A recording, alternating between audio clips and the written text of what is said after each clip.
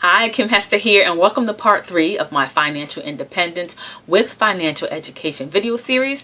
And we're going to dive a little deeper into the ways that people make money and how, depending on how you make your money, or the majority of your money, really can describe your beliefs, mindset, and programming about money. Now, I don't know about you, but I went to college, worked hard in school to work in corporate America. I was a tax accountant. I'm a CPA licensed in the state of New Jersey.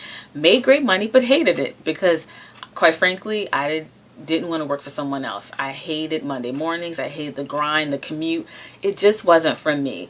So what we're going to talk about is the E quadrant, or E stands for employee. And just real briefly, what the quadrants are, it's a philosophy by Robert Kiyosaki, I should say, that basically describes 4 ways that people make money, and based on the way you make a majority of your money really says a lot about your beliefs, mindset, and programming about money.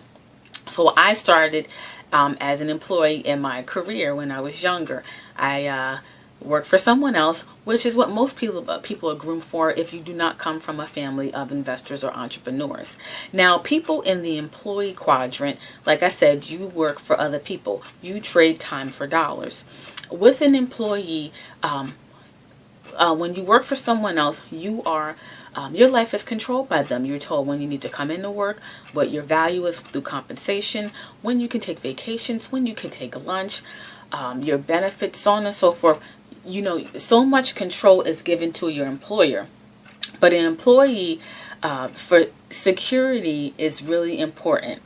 Security is getting that paycheck every weekly or bi-weekly and having a 401k and having that pension. So when you retire at 65, it's there for you. That is security for an employee. But in this economy, with so many things, with Enron and all these things going on with the stock market, people are starting to see that isn't financial security. It puts a tremendous amount of stress on so many people. You rarely see someone that works at a job for over 20 years, like my parents have done, to retire with a pension and to live the rest of your life the way you want. Unfortunately, for our generation, it's not there. And unfortunately, for our children's generation, I would even hate to think about what that looks like following that same path.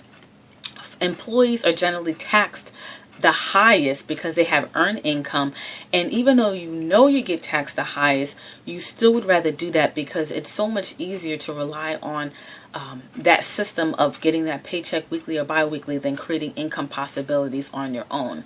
But with an employee, there's only 24 hours in the day. So if you want to increase your income possibilities, you have to get another 1, 2, or 3 jobs. But at the end of the day, you're still limited to the amount of time in the day, and you're still limited onto the value that your employer places on the services and expertise you provide.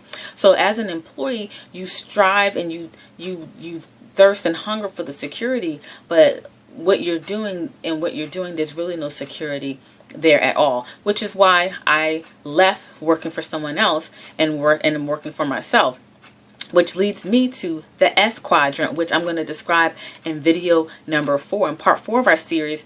But I jumped from one pot into the next sculpturing pot, being in the S quadrant. And to find out why and to learn about the S quadrant, stay tuned for part 4 of my Financial Independence with Financial Education video series, because awareness is the first step to true financial education, and true financial education will lead you to financial independence. So see you in the next video.